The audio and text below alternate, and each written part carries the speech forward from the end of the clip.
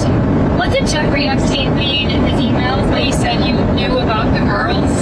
I know nothing about that. In a stunning reversal, President Donald Trump has signed bipartisan legislation, the Epstein Files Transparency Act, forcing the Justice Department to release previously sealed records tied to Jeffrey Epstein. The move edges open one of the most controversial chapters of Epstein's legacy, but questions remain about how fully the documents will be made public and how much will stay hidden. For months, Trump resisted efforts to force the disclosure of Epstein-related materials. At times, he characterized the demand for transparency as a Democrat hoax. But his posture shifted abruptly in mid-November 2025, shortly before Congress moved the Epstein Files Transparency Act forward. Trump urged Republican lawmakers to support the bill. He wrote, "We have nothing to hide," framing his shift as a pragmatic acceptance rather than capitulation. His change of heart came just before the House passed the legislation with an overwhelming 427-1 vote, a rare moment of unity across party lines. The Senate followed quickly, approving the bill by unanimous consent. With both chambers in agreement, the bill was soon on Trump's desk, and he signed it into law. The law gives the DOJ 30 days to release unclassified, Epstein-related materials. The Attorney General must make available a wide range of documents: investigative materials, internal DOJ communications, flight logs, travel records, and more.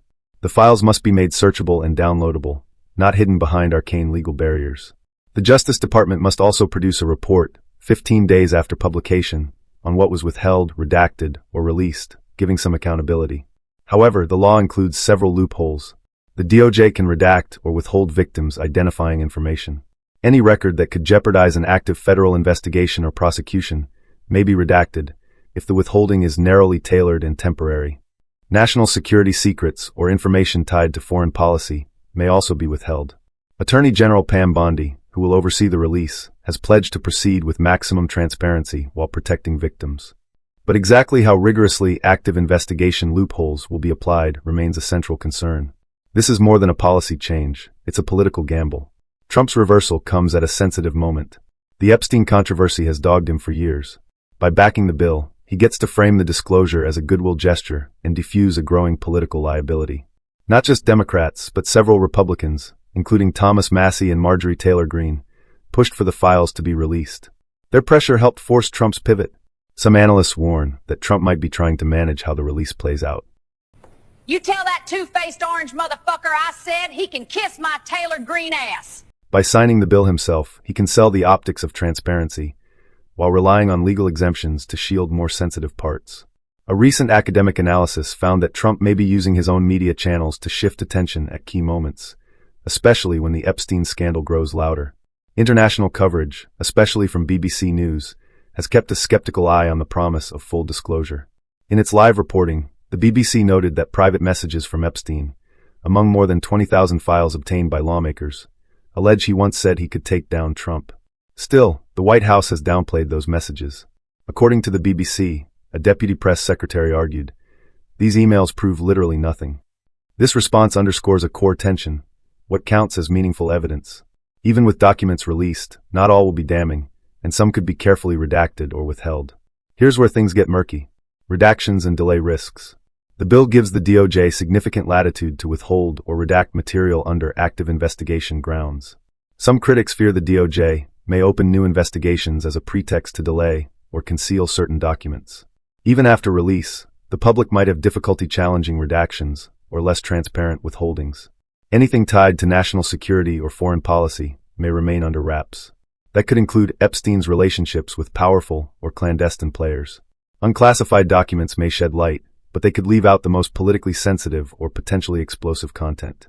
Will there be real consequences for individuals implicated in Epstein's network, or will this be primarily symbolic? Will survivors feel the release that honors their experience, or will they see it as another political move? Transparency laws mean little if redactions obscure the most important parts. How the DOJ implements this law, and whether Trump's administration resists or subverts its spirit, will heavily influence public trust. Many see the law as a much-needed step toward accountability, but they are also cautious, worried that redactions could render the release superficial. Representative Thomas Massie and Representative Ro Khanna, the bill's sponsors, celebrate this as a rare bipartisan victory. Marjorie Taylor Greene, initially hesitant, has called the DOJ's compliance with the law the real test. Mike Johnson has voiced concern about protecting victims, though he ultimately allowed the bill to pass. Legal observers. Many warn that legal loopholes may significantly dilute the transparency promised by the act. Journalists and advocacy groups are preparing to sift through the released documents, knowing that the devil is likely in the redactions. Here's a roadmap of what could unfold in the weeks and months ahead. The DOJ has 30 days to begin publishing unclassified files. Officials must issue a report detailing what's been withheld and why, an essential transparency mechanism. Public interest groups, media outlets, and watchdogs will closely examine how the DOJ uses redaction powers.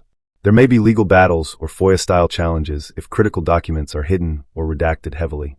If investigations are opened or reopened into Epstein's associates, it could further delay full disclosure or deepen public distrust.